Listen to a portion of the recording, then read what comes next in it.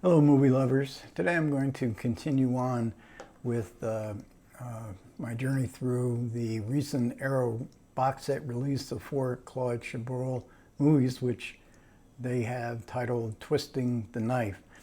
So I've already done The Swindle and the second one, and this is in chronological order. This is The Color of Lies, and starring Sandrine Bonnaire and Jacques Gamblin.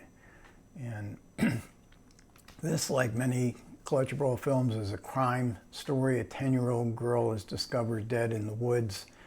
She was last seen with having an art lesson with a local painter, and then she's gone home alone. This is a small town, and because he's the last person to see her alive outside of the killer, he becomes a suspect.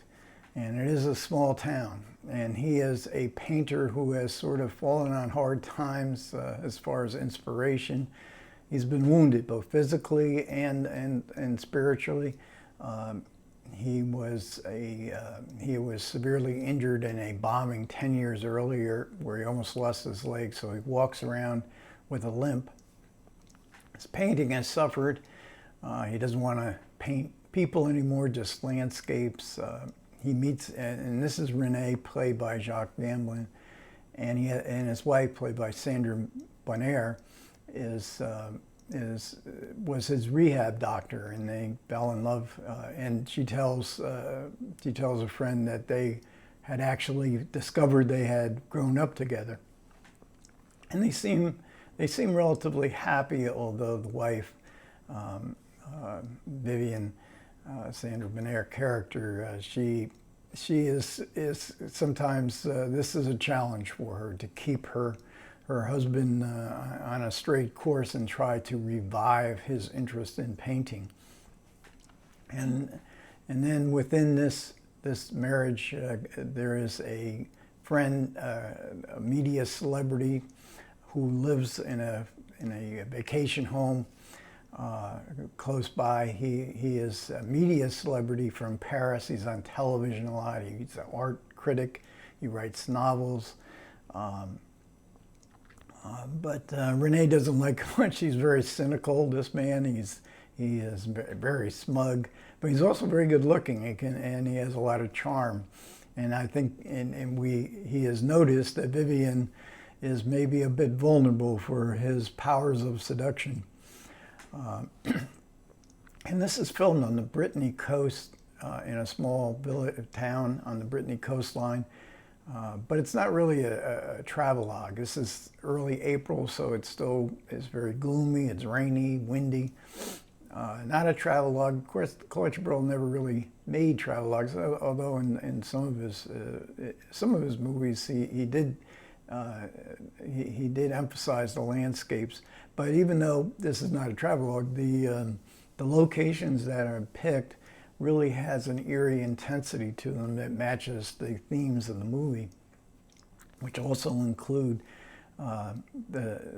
what secrets might lie beneath this local town. This, of course, is a long-time Chabrol theme in his films and his storylines.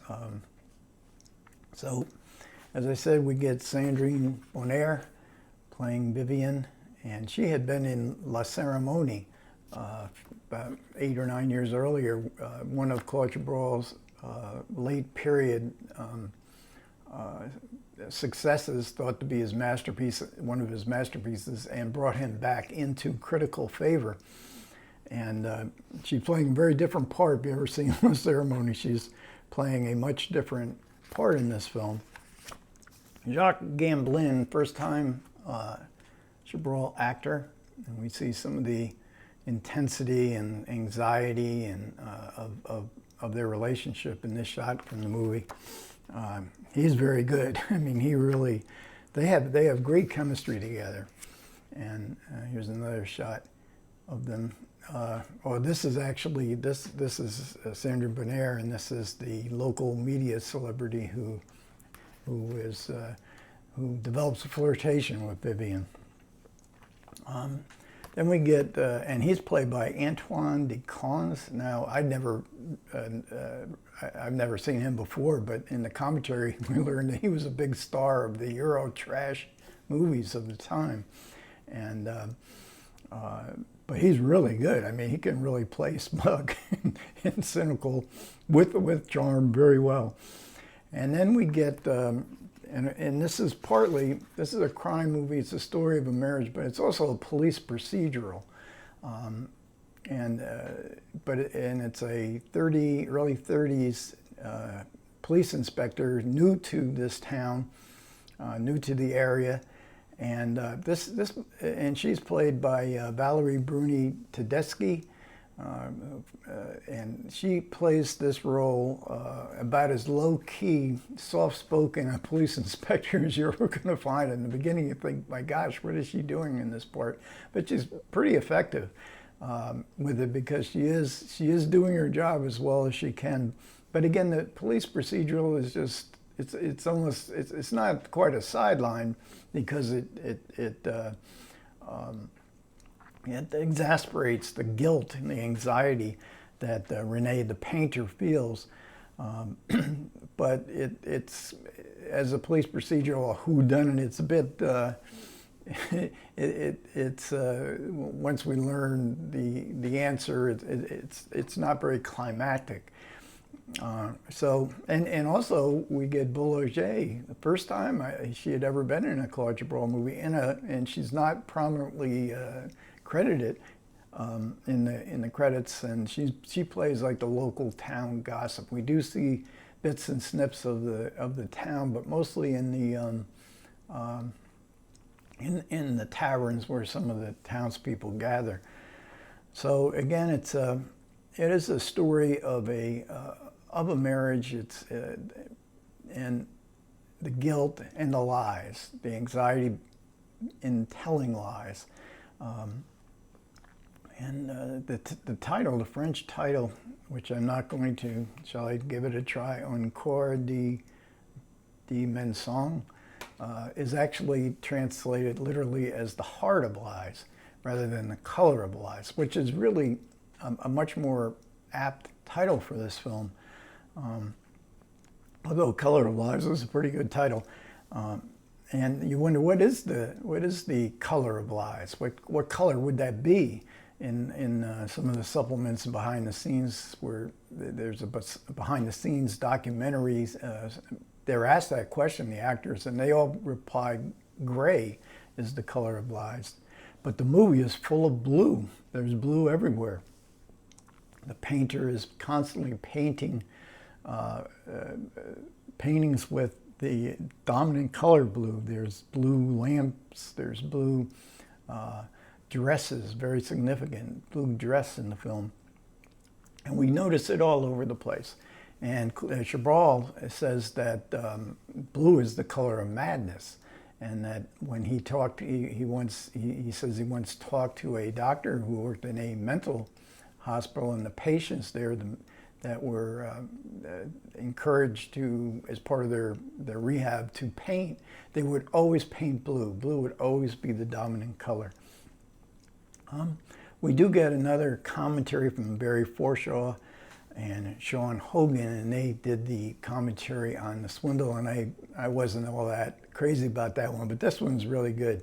Even though this is second chronologically, it sure sounds like this is the first one they recorded, because the one for The Swindle was kind of loose. Here it's very cogent. They have they ask each other very good questions, and they get good responses. Both had a crash course in visiting many of the Chabrol films in the previous month. So that's really excellent. And then, as with all these Arrow titles, we get Claude Chabrol's scene-specific commentaries. Always great. The precision of how he would shoot scenes, the thought process behind every shot in the film. I've been finding this absolutely fascinating. As far as how did the film do, I don't believe it was a success even in France. but it never even played in the U.S. Until it was on DVD, I think 2004, something like that. And these, only about half of Chabrol's later films. Now, he made 57 films. He made another 45 TV movies and documentaries. Also did a lot of commercials. He was uber prolific, and in the same style of two of the artists that he admired a lot, George Simenon. He's probably closer to George Simenon even than to Alfred Hitchcock. And there's all kinds of Alfred Hitchcock stuff. For any Alfred Hitchcock aficionado, you're always going to see these sly references to Hitchcock. But with George Simenon, what was his masterpiece? He wrote so many novels. Besides the Maigret novels, he wrote so many psychological novels, and so much fit into Chabrol's approach to the psychological opacity of life, the opaqueness of life, and the non-judgmental of human behavior. More or less, we're observing it. And also to Balzac, who was, I think his total output was something like 90 novels and stories, and some of his stories are very long. So Chabrol even beat Balzac. But again, there is no like career great masterpiece. Chabrol works on a very modest level. He doesn't work on the full scale that other directors do who have the ambition to make masterpieces. In The Swindle, I touched on a little bit in the video, The Swindle, where Chabrol said that this movie, The Swindle, was his most autobiographical, because you can actually read The Swindle these con men are actually making movies, and the con men in The Swindle are sort of minor league con men. They don't want to go into the big leagues. They don't think they can survive in the big leagues. And you can, in Chabrol's very wry sense of humor, you can see that he didn't have that. You know, his whole career is his masterpiece. If he has a masterpiece, it's the whole career. So even his lesser films, his minor films, even the films that he didn't like, you know, like Bluebeard and the Blue Panther from the 60s that he made for commercial reasons, they all seem incredibly interesting, because they're all, even though they're the lesser works, they're all part of his of this long-term career masterpiece. That is, masterpiece if you like Claude Chabrol movies like me.